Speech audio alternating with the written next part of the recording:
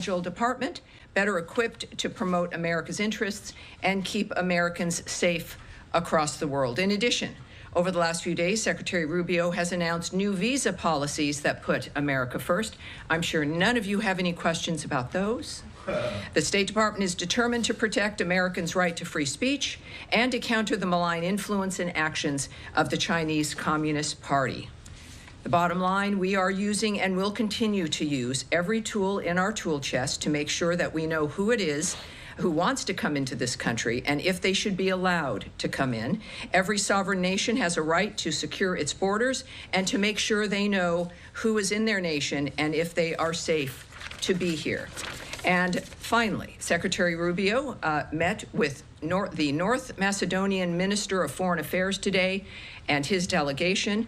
I had the pleasure of being at that meeting as well. The meeting underscored the strong relationship between the United States and North Macedonia and highlighted mutual interests in regional stability, economic cooperation, and NATO. They explored opportunities to expand the economic collaboration, which would include energy, trade, and investment. A fabulous delegation. It was a pleasure to meet them. And now it's a pleasure to see you guys again, even though I've met most of you, maybe not all of you, taking your questions. Matt? Yes. I know you've got a few things on your mind. Well, yes. So I assume you were being sarcastic when you said that I know none of you have any questions. Of course, yes. Sarcasm is my favorite thing. So anyway, I do have a couple questions, sure. But I'll keep them brief. On the visa policy, specifically as it relates to China and the Chinese students. Mm-hmm. The statement that came out last night was, wasn't very specific, shall we say, about what affiliations with the Chinese Communist Party and what critical areas of study would be applicants for visas under those would be, would be subjected to more scrutiny. So I'm wondering if there is an answer to what is the actual, Chinese Communist Party affiliation that would make you ineligible for a visa, or what are examples of the critical areas in which we'll be subject to? Well, since starting here at the State Department in January, I've been impressed with a number of things, most everything, but also learning about the nature of the visas, and I've said here regularly, many people watching around the world might not know, is that we don't give details about what our methods are regarding visas. Of course, everyone is vetted. I think if you've gone through the process, it's about filing for a visa, and then you have to have a meeting. And you do it in your home country, your consulate, your embassy, and that's the process. So there is a vetting, there always has been. What we don't discuss, again, because of privacy issues, but also because it's different for each person, that there are a series of dynamics that can be applied, questions that can be asked, issues looked at, and we use every tool that we have to vet and to make sure we know who's coming in. In this particular case, the United States is putting America first by beginning to revoke visas of Chinese students as warranted, including those with connections to the Chinese Communist Party, as you mentioned, Matt, or studying in critical fields, and enhancing scrutiny of visas for all Chinese nationals, including Hong Kong passport holders.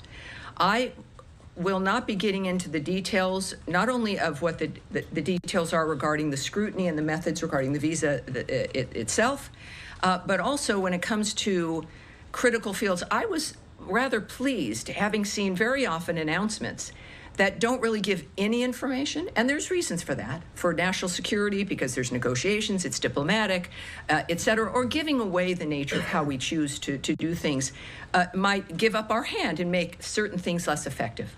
In this case, when we think of critical fields, which is obviously a very specific phrase, we think about national security, the nature of how we keep America safe and secure and more prosperous.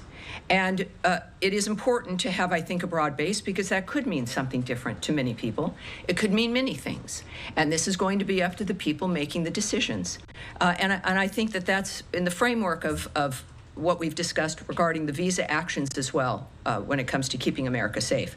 The United States, I further can say here, will not tolerate the CCP's exploitation of U.S. universities or theft of U.S. research, intellectual property, or technologies to grow its military power, conduct intelligence collection, or repress voices of opposition. The Trump administration is focused on protecting our nation and our citizens by upholding our national security and public safety through our visa process, obviously very openly and transparently applied by Secretary Marco Rubio. Every visa adjudication is a national security decision. Every single one of them. Every prospective traveler to the United States undergoes interagency security vetting, prohibiting entry to the United States by those who might pose a threat to U.S. national security or public safety is key to protecting U.S. citizens at home. So we've experienced this through these last several weeks. It is something that is at the heart and that really at the front line of protecting the country. And we're taking it seriously, and we're being open about the nature of what's happening in this particular instance. So can I just ask that last bit that you just said, which was not in the statement last night and is a little bit more specific about about the nature of the theft of certain things. Yes, well, we again, and as reporters here all and curious people, you know the nature of what China has been doing about with technology, right? Stealing information, intellectual property, U.S. research, copyrights, etc. This is not new or confusing, and this is one way that we certainly can try to mitigate that issue. Yes, Andrea Mitchell. One follow-up on that, and then I'm going to ask you Of about course. Hamas and Gaza and Israel. Certainly. Is there any reevaluation of TikTok and its vulnerabilities as was defined by the previous administration as dangerous for national security reasons? Does the White House, does the administration have any reevaluation of TikTok in this context as you're cracking down on Chinese I would say you'd intelligence have to send that question, ask that of the White House. What we do know, though, of course, is that we're serious about Chinese intervention here, if you will, and the nature of what's driving, of course, this new visa vetting dynamic. But for that specifically, I know the president has spoke on it. You'll need to ask the White House. And let me ask you about the Yes.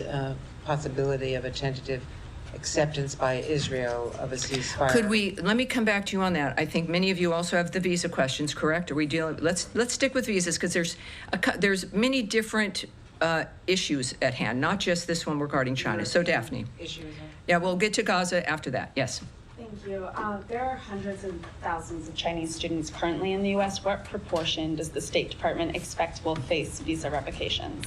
Oh, I can't answer that at all. I mean, one of the things we also, even if I was inclined to want to answer, is we're not going to speculate on where this would go. A lot of this clearly is, perhaps has not been done before, as we look at this dynamic and make a determination of exactly what's been happening in this country.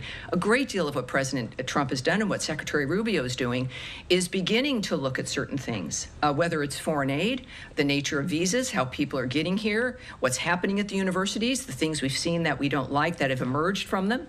But I certainly would not hazard to suggest that the numbers matter. What the story is here is that the issue of being serious about safety for the country matters, and we're going to look at that at every single front.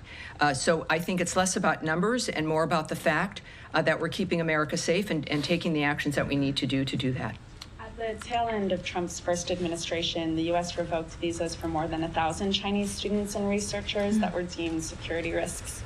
Should we expect the actions that Secretary Rubio announced yesterday to exceed those first-term measures? You love the numbers. She loves the numbers. Daphne from Reuters. How many originally did you say Chinese students were here? The hundreds of thousands. Hundreds of thousands. And so you've provided a number of about 1,000, which I'm not quite sure how that number even would have been a number that you could rely on, because Consular Affairs does not provide numbers. We don't discuss visas that are issued, visas that are removed, things that are revoked. Those are numbers that are not shared, are not provided, and I would suggest using caution if someone is giving you a number like that. I have no idea what the numbers will be. What I do know is that the people who are deemed to be a threat to the country or a problem now will be vetted again or looked at seriously, and Americans will be safer. That's the story here.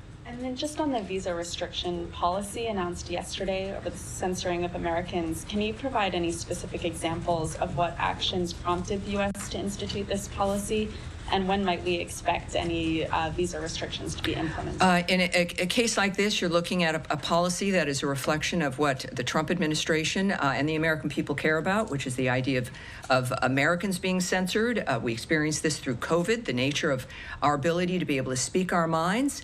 And while I won't give you, or can give you, or would give you specifics about how this particular restriction would be approached, which is not done in a blanket way, right? That there's individuals who are flagged or who are seen as being a participant in some aspect of the censorship of Americans. What I can say is that all of what you see emanating from the Trump administration and the State Department is a reflection of the policy of this administration and what the American people want and expect when it comes to what their futures are going to hold.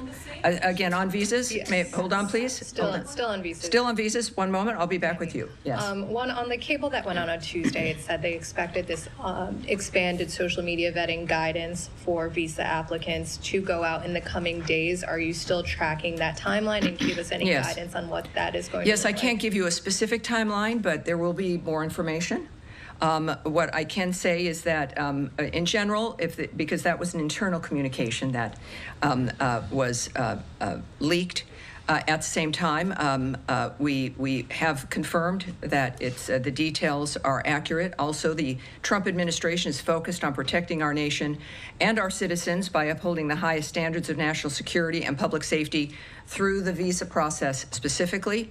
Every adjudication, as I noted to you, is a national security decision, and a visa, as a reminder, is not a privilege. It's a privilege. It's not a right. It's not a birthright. It's not something that you're owed, no matter where you come from. Every prospective traveler to the United States undergoes interagency security vetting, and this is important with these conversations because it seems like only certain groups are facing vetting with visas. Every single person does. So I would say that, yes, you're going to get more information, and this is, as a result, not an interminable kind of end. There is an end point, and it should be rather quick, as consulates and embassies make adjustments when it comes to how they handle Can we visas. expect the appointments to open back up immediately after that guidance goes out to posts? Well, one thing I can tell you, a few things I can say is people can still make their application, do their regular steps, but it's a two-step process, right? You apply, and then you have to get an appointment to meet with people, to talk with them. Unlike often with the passport or something, there's a very specific process. So right now, there might be some delay, and what I'm told to encourage people to do is to regularly check to see when those spaces open. So as opposed to, let me just say, I would not be recommending that if this was going to be weeks or months. So if you've applied for a visa and you want to, please do. Then if you're not getting an appointment, there's this online system. You continually recheck to see when those spots might open. I can't tell you immediately after some, indeterminate moment of an action, but I can tell you that it's something that would happen perhaps sooner than later. And then one more. On Harvard, my understanding is you are now reviewing all of the visas of Harvard-affiliated visa holders, not just students. Can you confirm that? And why is this broader review taking place? Do you expect it to impact medical professionals, for example, professors at the university? I hesitate only because all of this is regarding visas and the nature of our mission and the approach that we take regarding who is being scrutinized and how we're going to approach. So we're going to put that off. I think we probably will have a bit more on that next week, perhaps, but we'll put that off now. But what I can say clearly with all of the news over the last 48 hours is that the visa process is a key component of keeping the country safe. It is not targeted at certain only specific individuals. This is an overarching national security action, and we are acting quickly. Obviously, we're a nation that loves people coming here the legal way, and we want to help facilitate that, but not at our own risk. Sean. Sure. More on the visas. if you don't mind me emphasizing, as Daphne and Matt asked you on the language, the Secretary's statement yesterday, aggressively revoke visas for Chinese students, including those with connections. It's not specific. He's not saying specifically those with connections. So, I mean, there are 277,000 Chinese students in the United States. I mean, should all of them feel that they're at some risk of having their visas revoked? I think everyone who's here on a visa has to recognize, certainly is what they've seen over the last few months, that America takes their visas seriously, that vetting is not a one-time process, it's continuing, and that if things happen, if you get arrested, if there's some kind of an issue, it's probably going to be seen at some point. But I do think that with this particular dynamic, it's clear that there's an interest in making sure that those who are here from China on a visa understand that we are taking our national security seriously, and we are looking at their visas, and if everything's fine, terrific. But that will be a vetting that certainly continues and is important, clearly, to the administration. Right now, we are listening to spokesperson Tammy Bruce at the State Department press briefing, currently talking about visas for international students. We're going to step away for a brief break, heading right back for that live coverage in just a moment. Welcome back to Live Now from Fox. I'm Stephanie Quinn. Christy Matino is going to be with you shortly to continue our live coverage as we head back to the State Department press briefing with spokesperson Tammy Bruce. You'll be second. We'll go to Andrea on Gaza, and then we'll go into the back. I was Yes. going to ask you about the reported acceptance by Israel of a ceasefire for Gaza. What you can fill in about that? Does it include expanding food deliveries? Does it include the South as well as the North? And do you know whether Hamas has signed on to this? And is Qatar or Oman? Well, we know there's been a proposal put forward that seems to be promising. We are unaware of Hamas accepting it, but we do believe that it has some significant promise. We would, of course, as you might imagine, it's been a goal of the administration to get all the hostages out, certainly the bodies that are being held. And so, and I believe that Caroline addressed this too, I think, earlier. Yes, so there is some optimism, some important optimism, but the aspect regarding Hamas and its position is unknown at this point. But I think that there's some optimism regarding what has been proposed. Do you know if this came from Mr. Witkoff and Dermer and the other envoys who were here from Israel this week? Well, I believe that certainly Special Envoy Witkoff, as he's been involved in most issues and our successes, but at this point, we're still waiting to get some kind of a final point put on that, which would allow even more humanitarian aid to move in, and certainly the return of hostages and bodies. This is what we always are working on, and we're excited that this might be a good development. All right, Nadia. Thank you. I'm from Gaza again. Caroline just said now, actually, that both the Israelis and agreed to it, and they're waiting for. Yes, that's correct. So this is when we say this in optimism, it means Israel's agreed. All right, so we're in a very good position, I think. But as you know, the president said he wants to see an end to this war. Is this any U.S. guarantee that actually they're going to discuss the end of the war after the 60-day ceasefire? Because every time they reach that stop, and the ceasefire collapse is because... Well, the ceasefires don't collapse. Ceasefires are ignored by Hamas, and they're broken by Hamas. They don't just collapse under their weight. Every moment, though, even without a ceasefire and without agreements like this, there's the constant effort to get this heinous situation to end, and not just for the moment, not for the 60 days or 6 months. That is the hallmark of President Trump's vision and what the secretaries worked for, what our special envoys have worked for. Special Envoy Witkoff could be, just like President Trump, enjoying a very comfortable life somewhere else. But these are men and women who've made this kind of commitment. So I would say that obviously the end goal is an end. But ending the murders, the slaughter, the carnage, and getting people what they need is key. And that, of course, you can't. It's different, and I think Zelensky had noted this as well, right? I mean, you can't talk about peace as you're being shot at and killed. I mean, it's one thing has to be able to lead to the other. Otherwise, it just doesn't make sense. All right. Now, in the blue, I've skipped you off, and are you on this part? I want to go back to the visa. Visa. All right. Let's get one more question regarding Gaza. And yes, in Middle East. Go ahead. Okay.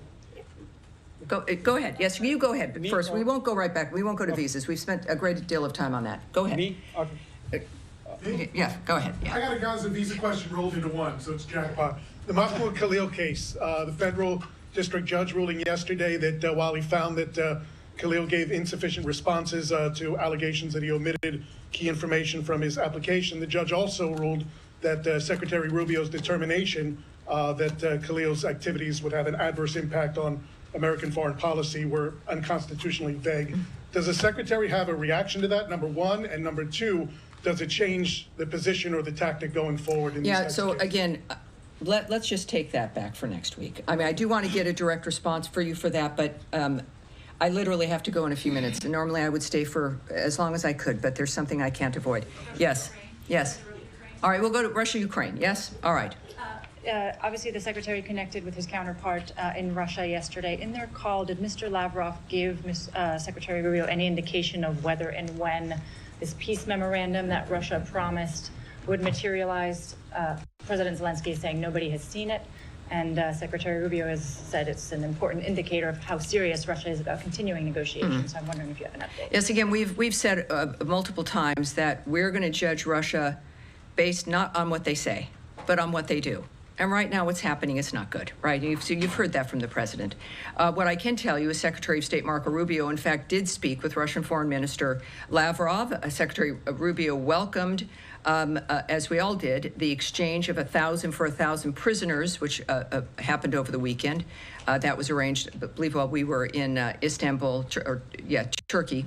The secretary reiterated President Trump's calls for constructive, good faith dialogue with Ukraine as the only path forward, ending the war.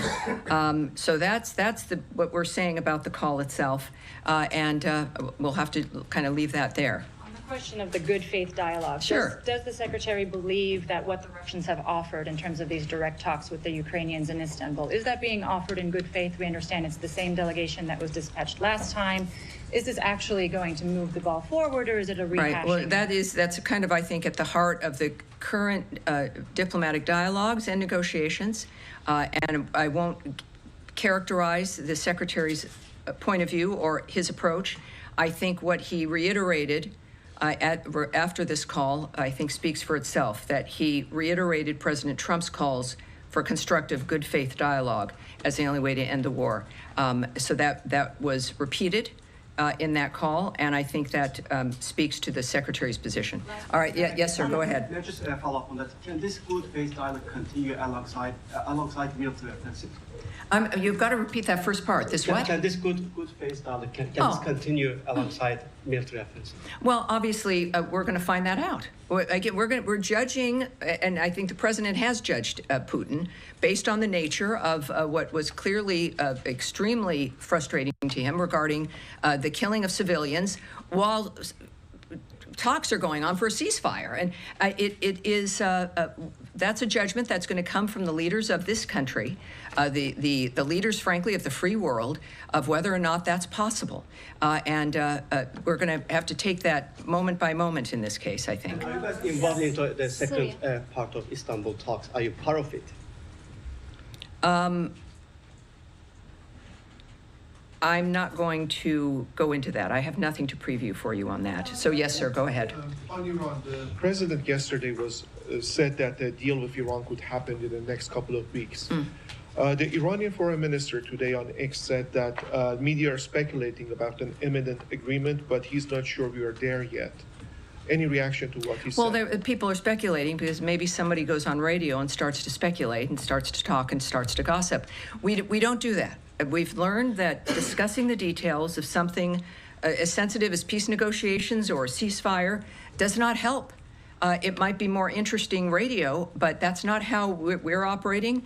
It's not how serious agreements benefit.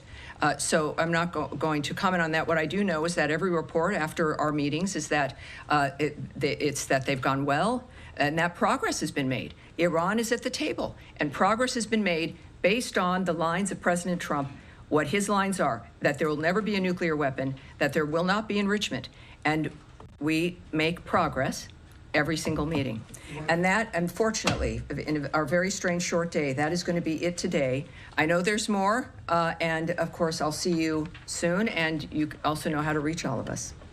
All right, thank you, everybody. That really is it. Thank you. Appreciate it. Have a great